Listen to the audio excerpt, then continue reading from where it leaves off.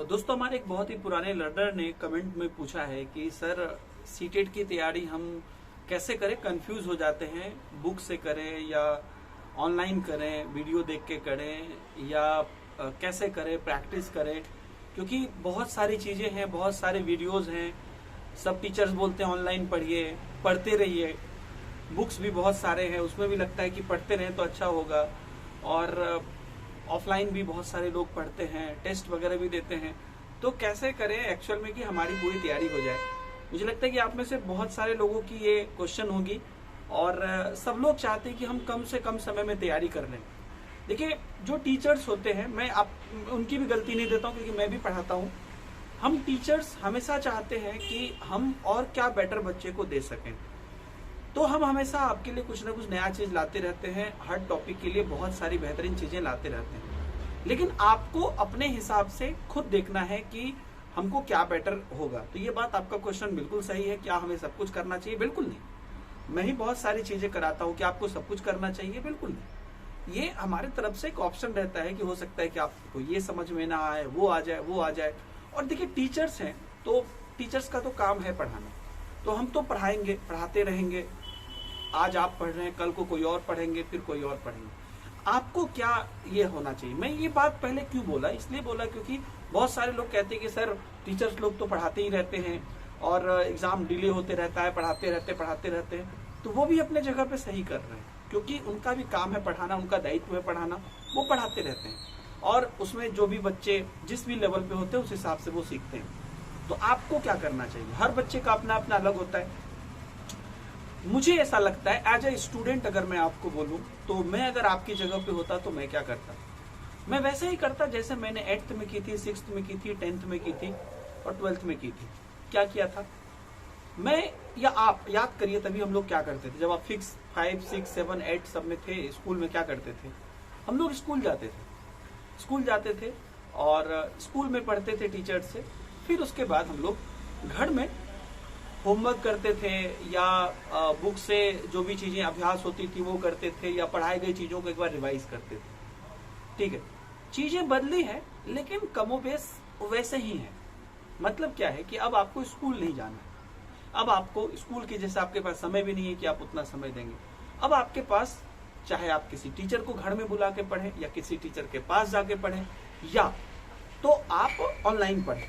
मैं ये नहीं कहता हूँ कि आप ऑनलाइन ही पढ़िए, आप, क्योंकि अभी ऑनलाइन आप घर बैठे भी कर सकते हैं, किचन में काम करते भी कर सकते हैं, तो आप ऑनलाइन करते हैं, आपकी मर्जी है। तो आप इसको ऐसा ही लीजिए कि आपको टीचर से पढ़ना है। देखिए, सिंपल सी बात है, आप बुक से सिर्फ और सिर्फ बुक से आराम से पढ़ सकते हैं, लेकिन उसमें आपको समय बहुत ज्यादा लग जाएगा। समझ रहे बात आप? तो जो चीजें आप 3 महीने में कर सकते हैं, 2 महीने में कर सकते हैं, आप अगर खुद से बुक से करेंगे तो उसमें समय आपको बहुत ज्यादा लग जाएगा। क्योंकि मान लीजिए कोई टीचर्स आपको पढ़ाते हैं, कोई भी टीचर आपको पढ़ाते हैं, तो उन्होंने जितने बच्चों को देखा है और उतने बच्चों ने जो जो मिस्टेक की है, उन सभी चीजों को वो ध्यान में रख के पढ़ाते हैं। कि हो सकता है कि आपका ये डाउट आने वाला होगा, वो पहले ही बता देंगे, या जब आप रिवाइज करेंगे फिर आपको डाउट होगा तो आपको याद आएगा, सर तो बता दिए थे। ये चीज जब आप खुद से सिर्फ पढ़ेंगे तो आपको दिक्कत होगी। इसलिए मैं रिकमेंड करूंगा कि जिस प्रकार से हम स्कूल जाते थे या कोई भी टीचर से पढ़ते थे, तो आप कोई टीचर से पढ़िए, लेकिन बहुत टीचर से मत पढ़िए। अगर आपको सीडीपी जैसे मैं पढ़ाता हूँ, आपको किसी और टीचर से आप पढ़ रहे, तो फिर आप मेरे से मत पढ़िए। ये मत कि अच्छा देख लेते हैं एक बार, इनका प्रैक्टिस देख लेते हैं, अच्छा इनका एमसीक्यूज देख लेते हैं, उनका वो चैप्टर देख लेते हैं। नहीं, आप कोई एक तरीका अपनाइए। जैसे स्कूल में कोई एक टीचर से ही पढ़ते थे ना, ऐसा तो नहीं होता था कि एक दिन वो स्कूल चले गए, एक दिन वो स्कूल चले गए, एक दिन वो स्कूल चले गए। कोई एक टीचर को से पढ़िए, जिनसे भी पढ़ते हैं, जो भी सब्जेक्ट। वहां पे भी 5-7 सब्जेक्ट होते थे, और उसके बाद उसकी प्रैक्टिस करिए। मतलब कि मान लीजिए कि सीडीपी है, सीडीपी का एक चैप्टर है सोशलाइजेशन। अगर आपने टीचर के पास गए, टीचर ने आपको 1 घंटे में पढ़ा दिया, 45 मिनट 1 घंटे में वो चैप्टर पढ़ा दिया। उसके बाद आप उसको, आपके पास जो किताब है, स्कूल में भी वही करते थे, वही काम करना है, उससे एक बार देख लेना है। 10 मिनट लगेगा, 5 मिनट लगेगा, वो सब चीजें कुछ नहीं मिली तो उसको टिक कर लिए, जैसा करते थे। और उसके बाद हम उस पर अभ्यास कर लिए। अभ्यास को ही यहाँ पर एमसीक्यू बोलते हैं। बस इतनी सी बात आपको सारे सब्जेक्ट में करनी है। बहुत सरल है। इसको डिफिकल्ट, ये कब डिफिकल्ट क्यों बन जाता है?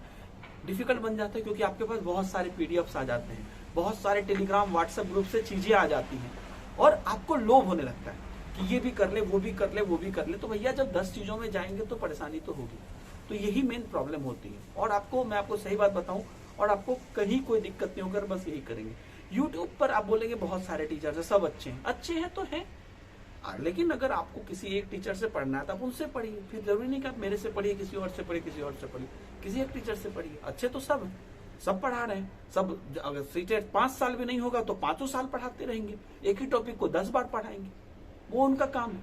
आपका काम है कि उसको पढ़ना। आप एक टॉपिक को एक बार पढ़ लिए, उसको अभ्यास कर लिए, हो गया। बाद में आपको फिर से उस टॉपिक को पढ़ने की जरूरत नहीं है। उस टॉपिक को या तो आपको रिवाइज करना है या उस पर प्रैक्टिस करनी है।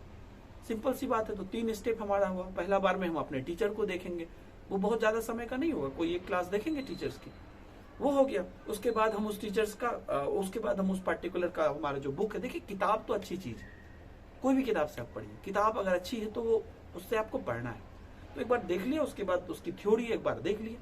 क्योंकि किताब में कहीं भी कितना भी होगा ना, तो पढ़ाई गई चीजों से बहुत ज्यादा उसमें रहता है। लेकिन वो अगर आप पहले बार में खुद से पढ़िएगा तो आपको दिक्कत हो जाएगी, क्योंकि उसमें बहुत सारी चीजें समझ में आएगी, नहीं आएगी, या नया नया देखना पड़ेगा। एक बार कोई टीचर से आप 45 मिनट 1 घंटे में उसको पढ़ लिए, तो फिर आपके लिए वो 5-10 पन्ना आसान हो जाएगा। वो कर लिए, फिर उसके बाद हम उस पर प्रैक्टिस शुरू कर दिए, प्रैक्टिस कर ली। यही चीजें हम लोग स्कूल में भी करते थे। हाँ, आज ये जो कर रहे हैं आज वो कर लिए, आज फिर दूसरी चीज का चिंता नहीं करेंगे। कल जो टॉपिक कर रहे हैं कल वो करेंगे, फिर कल पहले चीज का चिंता नहीं करेंगे, बस यही करेंगे।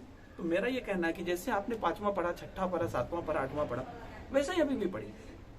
एक स्टूडेंट की तरह पहले आप वीडियो लेक्चर करिए, या ऑनलाइन ऑफलाइन किसी से भी टीचर से पढ़ते उनसे पढ़िए, फिर आप प्रैक्टिस करिए। उसमें अब थ्योरी का भी रिवाइज हो जाएगा, प्रैक्टिस भी हो जाएगा, बस हो गया। वही प्रैक्टिस में फिर काफी सारी चीजें हैं, जिसमें आपका प्रीवियस ईयर भी है, जिसमें आपका मॉक टेस्ट भी है, सब कुछ है। तो जब जैसा समय मिलते जब ऐसे करिए। और 3 महीना काफी होता है, ठीक है ना। हाँ, हम लोग इसलिए बोलते हैं कि जैसे देखिए, मान लीजिए कि आपने 3 महीने तैयारी किया, फिर 6 महीने बाद एग्जाम है, तो जरूरी नहीं कि आज से 6 महीने जो आपने पढ़ा है वो आपको याद हो, इसलिए आप रिवाइज कर लिया करिए।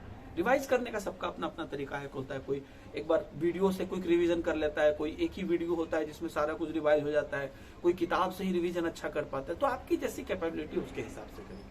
तो ये बहुत ही ऑनेस्ट और बहुत ही ट्रांसपेरेंट मैंने आपको फीडबैक दिया है, एक टीचर होने के नाते नहीं, एक स्टूडेंट होने के। इसलिए मैंने पहले में बोल दिया था कि एक स्टूडेंट की भांति मैं आपको बताऊंगा कि अगर मैं रहता आपकी जगह तो कैसे करता। लिटरली अगर मुझे अपने फैमिली में किसी बच्चे को बोलना होगा तो मैं यही बात बोलूंगा। That's it. मुझे उम्मीद है कि आपको आपके प्रश्न का उत्तर मिल गया होगा। और भी कुछ क्वेरी है तो आप लोग मेरे से जरूर पूछिएगा, है ना। अच्छा, पीछे में आप लोग देख रहे होंगे आज मेरा बैकग्राउंड चेंज है, तो मैंने वर्ल्ड जो अर्थ डे अभी हुआ है उस दिन से मैंने अपनी गार्डनिंग शुरू की है। गार्डनिंग के थोड़ा सा बालकोनी में जगह है, तो वहीं पे हैदराबाद में थोड़ा बहुत कर रहा हूँ। तो पर्सनल चैनल पे होगा तो कभी दिखाऊंगा। मिलते हैं, बाय बाय, जय हिंद।